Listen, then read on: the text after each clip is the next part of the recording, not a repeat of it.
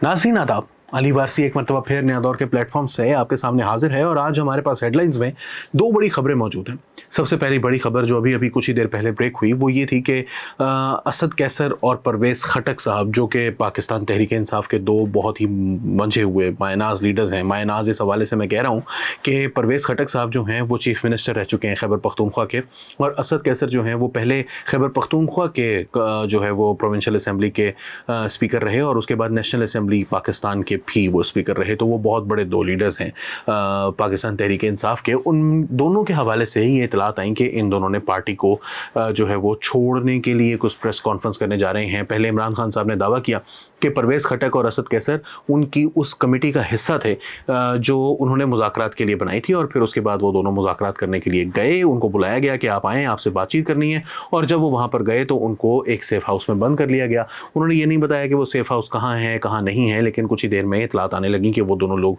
इस्लामाबाद में मौजूद थे और इस्लामाबाद के किसी सेफ हाउस में गुफ्तगू कर रहे थे। किसी से, हमें नहीं पता किससे, आप सभी जानते हैं किससे। तो इमरान खान साहब ने भी ये जिक्र नहीं किया कि वो किससे बात कर रहे हैं, लेकिन जाहिर है कि वो पॉलिटिशियन से तो वो बात करने के हक में नहीं है हमेशा से ही। तो जिनसे भी उन्होंने बात की उन्होंने उनको कहा कि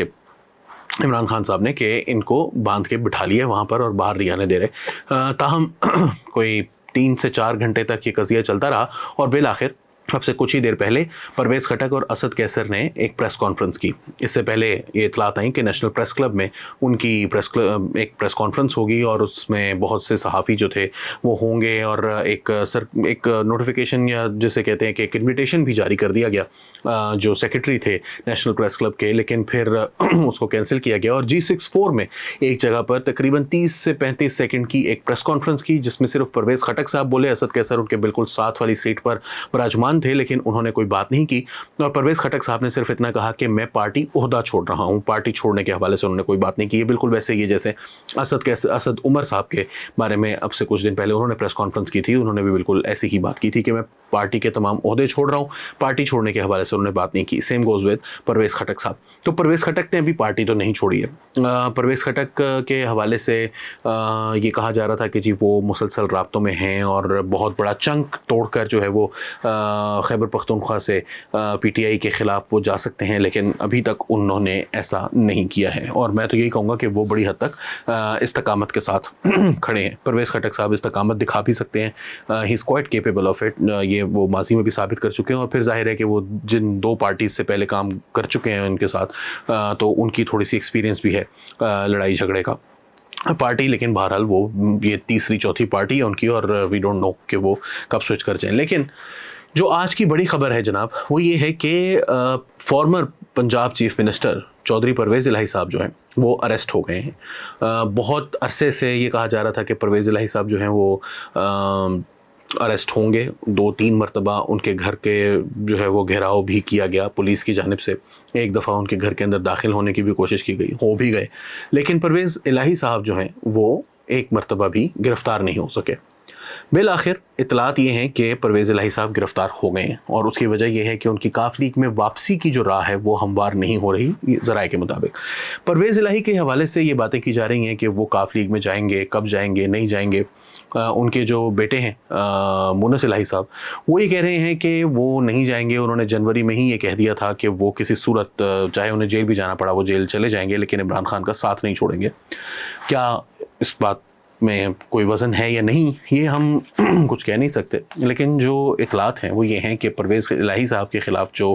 केसेस हैं, जो नैब में हैं या FIA में हैं, वो काफ़ी तगड़े केसेस हैं। इसकी कुछ इतलात जो हैं वो हम मुख्तलिफ द फ्राइडे टाइम्स के ऊपर स्टोरीज़ कर चुके हैं, हसन नकवी साहब भी, और दीगर ज़राए से भी इतलात आती रही हैं। लेकिन पर मैं इस वक्त हसन नकवी की ही 2 स्टोरीज़ के ऊपर फोकस करूँगा, जिसमें उन्होंने ये बताया है कि 2.5 अरब रुपये,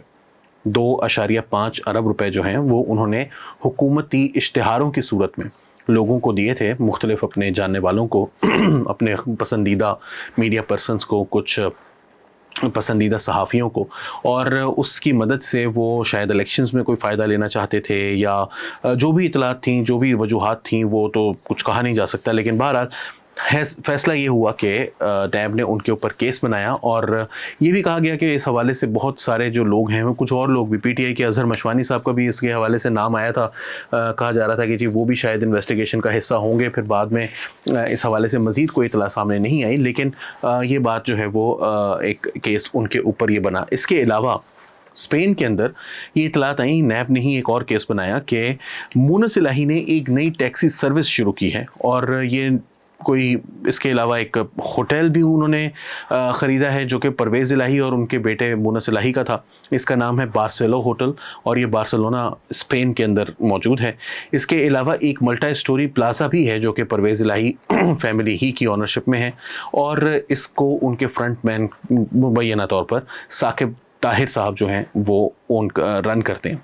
मैनेज करते हैं और उन्हीं के नाम पर ये प्रोप्राइटर हैं वो इस प्रॉपर्टी के। इसके अलावा नैब के सोर्सेज के मुताबिक उनकी फैमिली के इसके अलावा भी बहुत सी बिल्डिंग्स और प्लाजे और फ्रूट गार्डन्स कैनरी आइलैंड्स के अंदर मौजूद हैं स्पेन के अंदर। इसके अलावा ये बताया गया कि उन्होंने जो है वो एक हाल ही में कुछ मज़ीद प्रॉपर्टीज़ भी वहाँ पर ख़रीदी हैं। फिर एक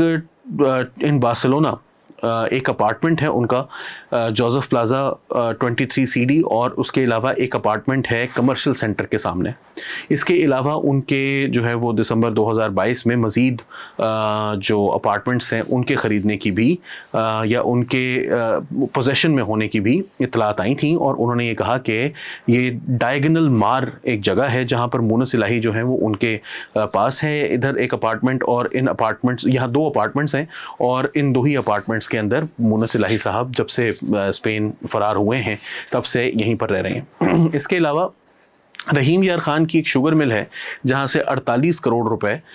जो हैं वो सामने आए कि इसी इन्वेस्टिगेशन के अंदर कि उनके शेयर्स हैं 48 करोड़ रुपए के और ये नायब कासिद है एक हेल्थ डिपार्टमेंट में, इसका नाम है नवाज भट्टी और एक और स्टूडेंट है मजहर अब्बास इसका नाम है और ये शेयर्स जो हैं वो उनके थे और फिर बाद में ये अचानक मुनस इलाही के नाम पर ट्रांसफ़र हो गए। इसके अलावा 26 करोड़ रुपए के रहीम यार शुगर जो है उसके भी शेयर्स हैं एक और शुगर जो कि 2 डमी कंपनीज के नाम से हैं, मी कैपिटल और 31 एस्टेट और ये दोनों डमी कंपनीज जो हैं ये भी कहा जाता है कि परवेज़ इलाही और उनकी फैमिली के हैं, मुबैना तौर पर ये नैब का दावा है। इसके अलावा उन्होंने और भी कुछ जो इन्वेस्टिगेशंस हैं उसके अंदर मज़ीद इतलात भी आई हैं। इसके अलावा एंटी करप्शन पंजाब जो है वो भी 12.5 करोड़ रुपए चौधरी परवेज़ इलाही साहब की जानिब से एक फॉरेन कंपनी से लेने के इल्ज़ाम की इन्वेस्टिगेशन कर रहा है जो कि LWMC की के नाम पर हुई के अगेंस्ट हुई थी।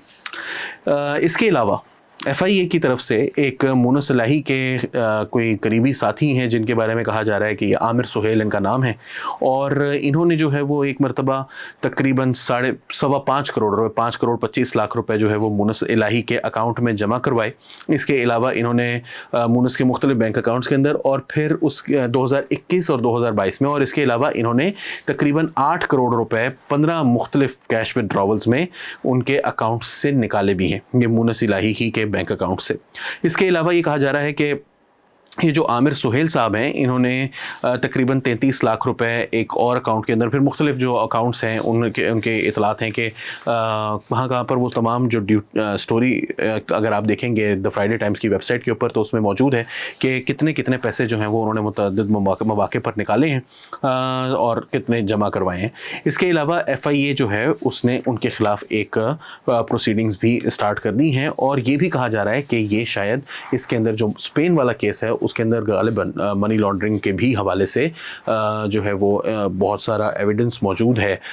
हुकूमत पाकिस्तान के पास और नैब के पास। खुसूसी तौर पर नैब जो है उसके पास ये अथॉरिटी होती है कि वो चेक कर सकता है आपकी जो कवानीन हैं उसके मुताबिक। वो अगर आप एक दफ़ा मान लेते हैं कि हमारी जो प्रॉपर्टी है वो हम ओन करते हैं तो उसके बाद कोई दूसरा तरीका नहीं है आपके पास ये कहने का कि अब जो बार सबूत है, जिस तरह नवाज शरीफ साहब के केस में लंदन की प्रॉपर्टीज़ को उन्होंने जब तस्लीम कर लिया है तो उसके बाद बारे सबूत उनके ऊपर आ गया था।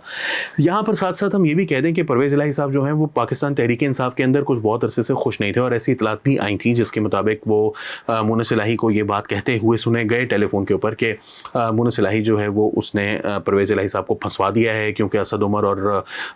शाह महमूद कुरैशी जो कि अपने आप को पाकिस्तान तहरीक-ए-इंसाफ का फेस समझते हैं इमरान खान साहब के बाद, उनको जो है वो लगता है कि ये थ्रेटन फील करते हैं वो परवेज़ इलाही से, और परवेज़ इलाही साहब जो है वो कहते हैं कि उन्होंने उनको फंसवा दिया और ख़ुद जो है वो स्पेन में एंजॉय कर रहे हैं, जबकि परवेज़ इलाही साहब यहाँ पर केसेस का सामना कर रहे हैं और अब कैदोबंद की सऊबतों का भी सामना कर रहे हैं। दूसरी बात ये भी है कि पाकिस्तान तहरीक-ए-इंसाफ के अंदर से भी ऐसी इतलात हैं कि परवेज़ इलाही साहब को ड्यू इंपॉर्टेंस या ड्यू जो रिस्पेक्ट वो समझते हैं कि उनको मिलनी चाहिए वो नहीं दी जाती, इमरान खान साहब की जानिब से नहीं दी जाती, और इमरान खान साहब के जो करीबी साथी हैं वो भी इसी वजह से और वो इमरान खान साहब मुनस इलाही को इज्जत देते हैं लेकिन परवेज़ इलाही को नहीं देते, और परवेज़ इलाही समझते हैं कि उनको जो है वो मुनस ने यहाँ पर फंसवा दिया है और वो मतलब उनको इस तरह से जो रिस्पेक्ट वो समझते हैं कि उनको मिलनी चाहिए वो नहीं मिल रही। तो परवेज़ इलाही साहब वापस जा पाएंगे या नहीं जा पाएंगे, हमारी इतलात यही है कि अभी नहीं तो कल नहीं तो परसों बहुत जल्द परवेज़ इलाही साहब जो हैं वो वापस मुस्लिम लीग काफ के अंदर चले जाएंगे, लेकिन दूसरी जानिब उनके बेटे जिनसे वो बहुत मोहब्बत करते हैं और उनके बेटे को बड़ा मान है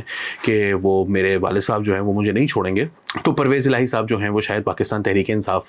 के अंदर वो उनका ये कहना है मुनस इलाही का कि वो रहेंगे, क्योंकि असल में जो झगड़ा है वो चौधरी शुजात हुसैन साहब और परवेज़ इलाही के दरमियान इतना गहरा है नहीं। चौधरी शुजात हुसैन की उन्होंने बेइज्जती करवाई PDM के सामने, लेकिन चौधरी शुजात हुसैन का दिल बड़ा है, वो वापस भी उनको ले लेंगे, लेकिन जो मुनस इलाही और सालिक हुसैन की लड़ाई है वो शायद ऐसी है कि जिसकी वजह से, और यहाँ पर जो बड़ा क्वेश्चन है वो यही है कि अगर परवेज़ इलाही वापस जाएंगे तो इसका मतलब है कि मुनस इलाही को भी वापस लेकर जाएंगे, और अगर मुनस इलाही नहीं जाएंगे तो शायद परवेज़ इलाही के लिए भी जाना बड़ा मुश्किल हो जाएगा। तो